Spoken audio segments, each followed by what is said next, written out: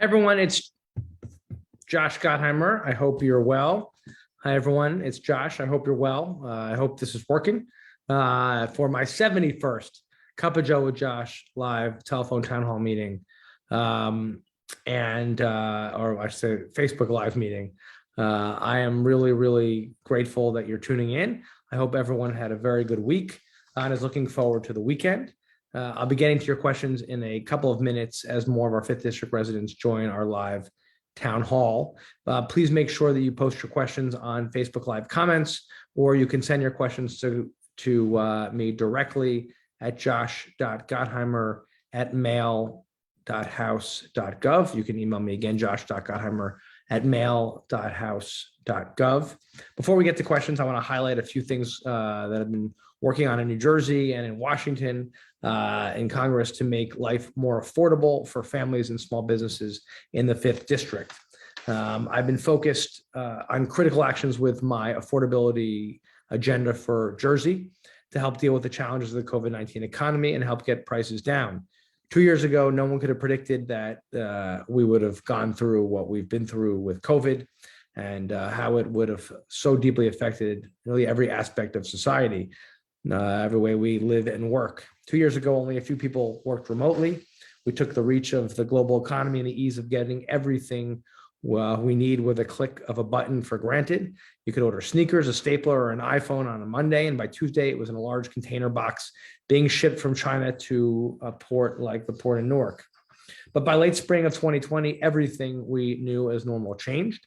Ports were shut down. The price of shipping those large containers, those big container ships, skyrocketed, affecting those low prices we became so accustomed to in our global economy. It took weeks or even months to get that same stapler from China, let alone a face mask or paper towels, sanitizer, toilet paper, or a ventilator.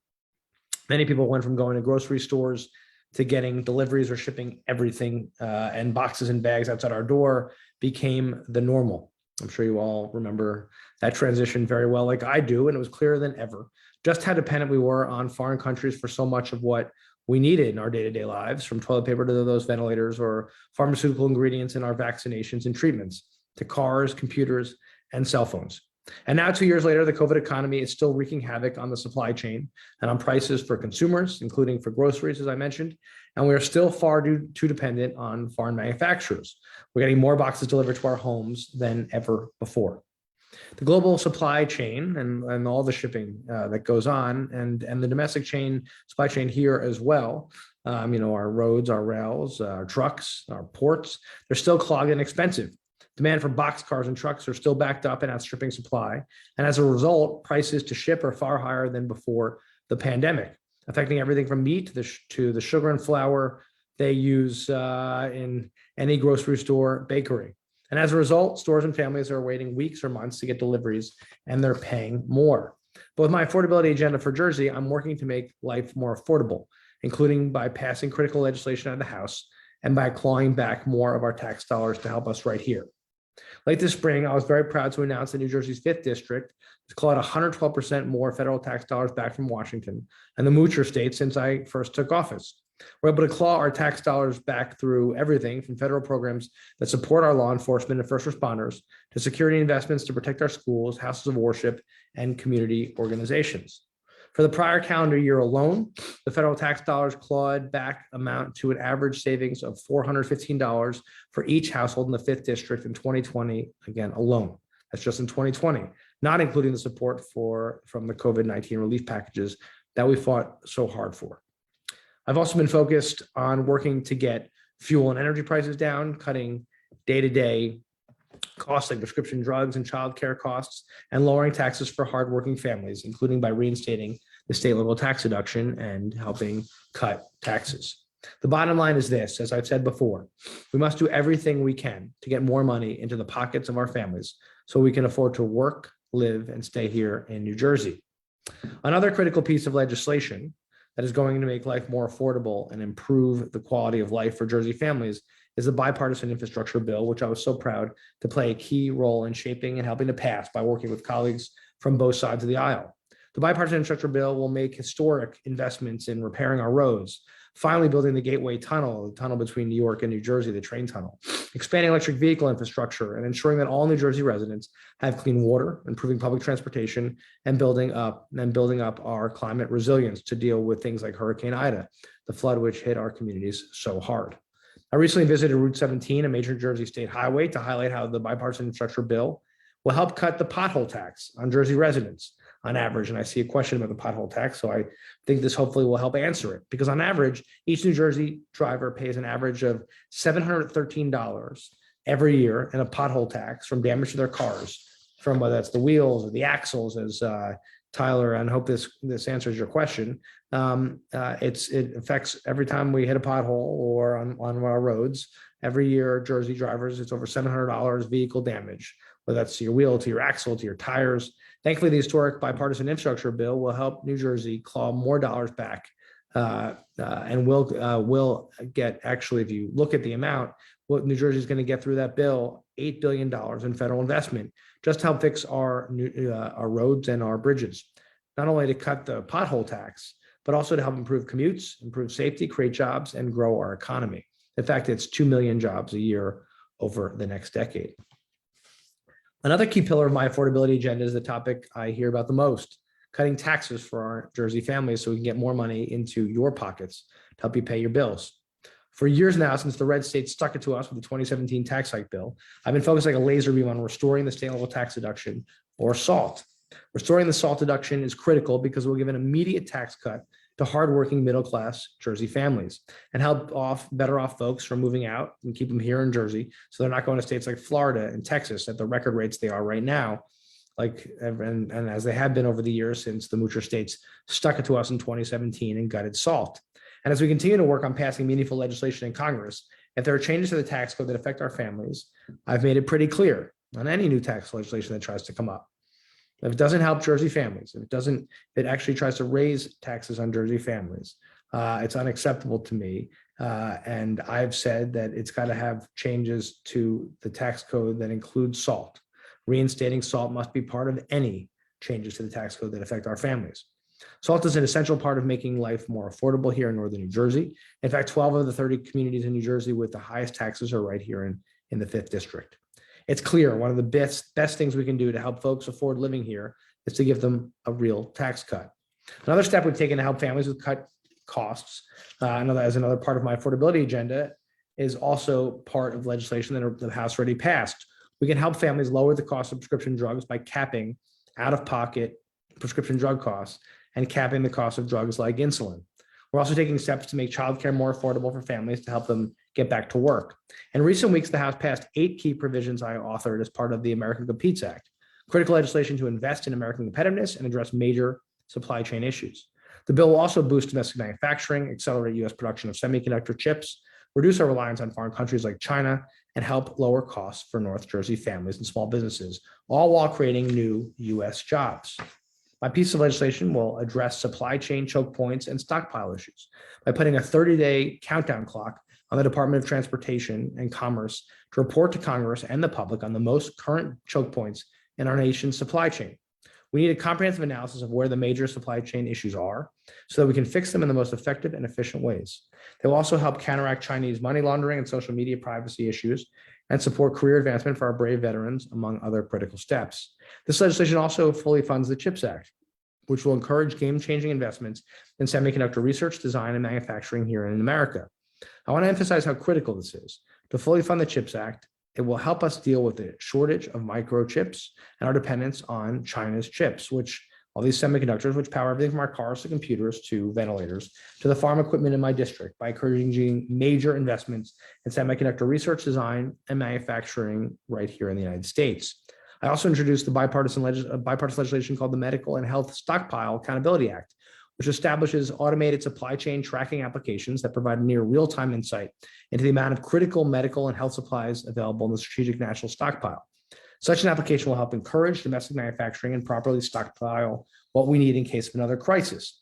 My provision will help examine this, and it just recently passed the House. With all that, I hope that's helpful. I just want to get your questions and see what you got, and hopefully we can answer some of them. Thanks so much. So we're looking at emails right now, and also anything that's posted on Facebook Live. So checking out the questions. Sorry, we're just going through these. An email from Robert from Westwood. Everything I see in the news and online when people are talking about the SALT deduction is that it's for the rich. But here's the thing. I live in northern New Jersey for decades in a normal house, and I'm not rich, but my family could really benefit from getting the full SALT deduction back. Can you tell more folks that SALT can really help normal folks here? Definitely. I completely agree with you, Robert. It's a great, great question. Thank you so much for bringing it up. And by the way, let me be clear about this. SALT is a middle class issue in northern New Jersey, right? And if you look at an electrician and a teacher, a couple together, make about $235,000 a year. If we restore SALT, they will get a $3,500 tax cut. That is not, those folks are not rich, especially when you look at the median property tax in Bergen County is over $15,000. So taxes went up for them when the red states or the moocher states gutted SALT in 2017. The bottom line is this will actually help cut taxes for them and reinstating SALT, and that's regular, hardworking folks, right? We know that most folks in New Jersey will benefit are just middle-class, hardworking folks, and that's who we're focused on. And also, we're trying to keep people from moving out of the state. It's very important because if we want to keep those great schools we have and our great police departments, it's really, really important that we keep people here in New Jersey. We don't want them moving out of the state. Sarah Dale from Hackensack. I saw these stop by a veteran's home on Valentine's Day. Thanks for always helping our vets. It's my honor, Sarah. I was actually there the other day bringing Valentines to our veterans. The Valentines were made by a bunch of schools all across northern New Jersey, from grammar school to high school. Every year, wonderfully, our children make beautiful cards for our veterans to thank them for their service, for all they did for our great country. So it's always my honor to come help deliver them, bring a smile to their face and a smile to my face too. And we should always get the backs of those who've gotten ours, of our veterans.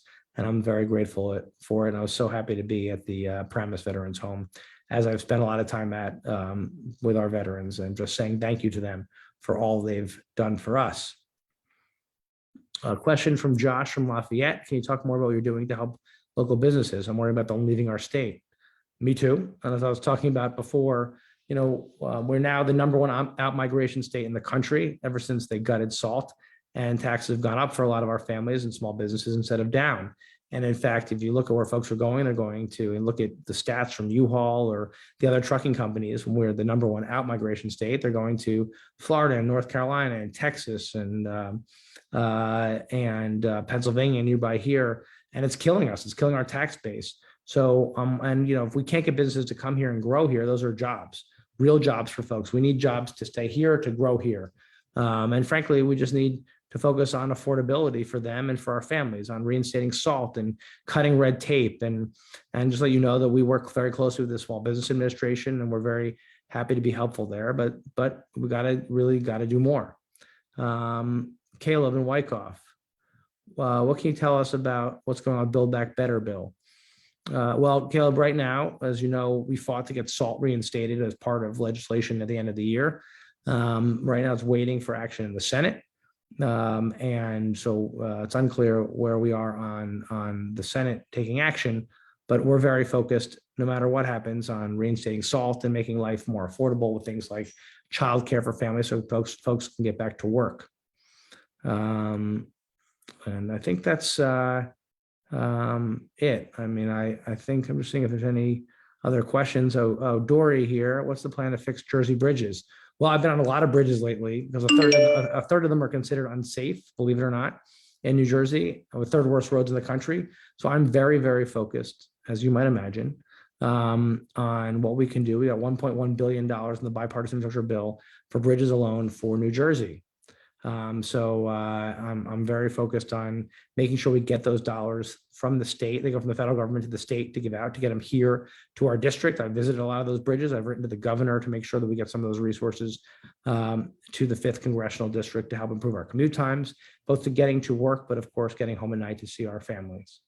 If you have any other questions, please write me an email, josh.gottheimer@mail.house.gov. Always here to answer a question. I want to thank all of you. I want to thank our frontline healthcare workers and our first responders, our law enforcement, police, EMT, our firefighters. for all they do, and of course, our veterans and our active duty. I hope everyone has a wonderful weekend. Thank you so much for hopping on today on a Friday afternoon. I'm very grateful, and I hope to see you very soon. Thank you so much.